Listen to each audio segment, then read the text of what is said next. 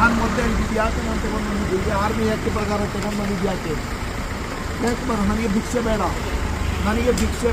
ನಾನು ಮೊದಲೇ ಹೇಳ್ತೇನೆ ಅದು ಯಾಕೆ ಹಾಗಾದ್ರೆ ಅದು ಮೊದಲೇ ಹೇಳ್ಬೇಕಿತ್ತಲ್ಲ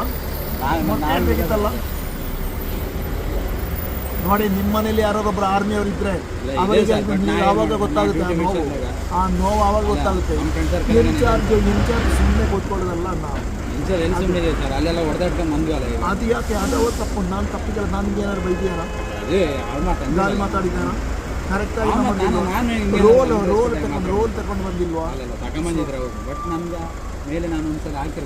ಬಟ್ ನೋಡಿ ಡಿಸರ್ವ್ ಮಾಡೋದು ನನಗೆ ಭಿಕ್ಷೆ ಬೇಡೋದು ಅವರಿಗೆ ಸ್ವಾಪ ಎತ್ತಿದವರಿಗೆ ಸಾರಿ ಬ್ರದರ್. जय हिंद साथियों, मैं army commando Shamraj 21 para SF से हूँ. देखिए आज कर्नाटक के उडुपी के बाद शास्ताना टोल बूथ में मैं हूँ. देखिए ये लेटर निकालना. देखिए ये लेटर RMA प्रकार मेरे वाइफ का जो पोस्टिंग का मैं फाइल किया है गाड़ी लेके जा रहा हूँ. उसके अलावा मैं वार कैजुअलिटी ऑपरेशन पराक्रम का देखिए हर टोल से पास होके आया हूँ. बट शास्ताना टोल बूथ में मिस्टर सुरेश एंड शिवनाथ वो बोले पैसे के बिना छोड़ेंगे नहीं. ये होता है 25 जनवरी को मैं हूँ. कल रिपब्लिक डे है. मैं क्यों व्हील चेयर में बैठा हूँ आप बताइए. आप भी बताइए क्या मैं व्हील चेयर में बैठने का कोई मतलब है क्या? एक वार कैजुअलिटी को या आर्मी रूल प्रकार देखिए ऑक्टोरॉय टैक्स को एक्सेम्पशन ये लेके मैं जा रहा हूँ तब भी मुझसे टोल मांग रहे हैं. तो क्या फ़ायदा है? बस आप मुझे बताइए. नितिन गडकरी साहब आप मुझे बताइए. जय हिंद.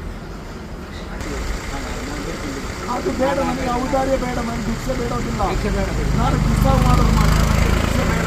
ನಾನು ಮೊದಲೇ ಅಂತೇಳಿ ನಾನು ನಮಸ್ತೆ ಸರ್, ನನ್ನ ಹೆಸರು ಶಿವನಾಥ್ ಅಂತೇಳಿ ನಾನು ಕೋಟ ಹೋಟೆಲಲ್ಲಿ ಕೆಲಸ ಮಾಡ್ತೀನಿ ಸರ್. ನಿನ್ನೆ ರಾತ್ರಿ ಒಂದು ಡೇಟು 25/1/2026 ರಾತ್ರಿ 9 ಗಂಟೆಗೆ ಒಂದು ಎಕ್ಸ್ ಸರ್ವಿಸ್ ಮ್ಯಾನ್ ವೆಹಿಕಲ್ ಬಂದು ಸರ್.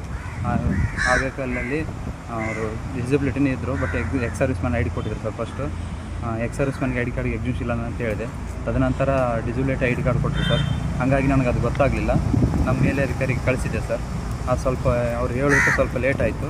ಹಾಗಾಗಿ ನನ್ನ ಕಡೆಯಿಂದ ಏನಾದರೂ ತಪ್ಪಾಯಿದ್ರೆ ದಯವಿಟ್ಟು ಕ್ಷಮೆ ಇರಲಿ ಸರ್. ನನ್ನ ಹೆಸರು ಸುರೇಶ್ ಅಂತೇಳಿ ನಾನು ಕೋಟ ಹೋಟೆಲಲ್ಲಿ ಕೆಲಸ ಮಾಡ್ತಿದ್ದೇನೆ. ನಾನು ಅವ್ರಿಗೂ ನಮ್ಮ ಸಹೋದ್ಯೋಗಿ ಆದಂಥ ಶಿವನಾಗ್ ಅವರಿಗೆ ಗೊತ್ತಾಗಲಿಲ್ಲ ID ಕಾರ್ಡು. ಆನಂತರ ನನಗೆ ಸೆಂಡ್ ಮಾಡಿದ್ರು. ನಾನು ನೋಡಿ ಕೇಳಿಸಿ ಅದನ್ನು ಹೇಳಬೇಕಾದ್ರೆ ಸ್ವಲ್ಪ ಲೇಟ್ ಆಯಿತು. ಅದರಿಂದಾಗಿ ಅವರು ಸ್ವಲ್ಪ ಕೆಳಗೆ ಇಳ್ಕೊಂಬಂದರು.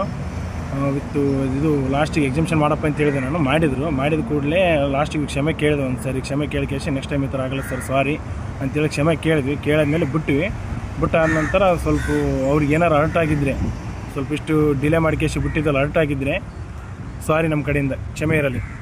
ನಮಸ್ತೆ ಸರ್.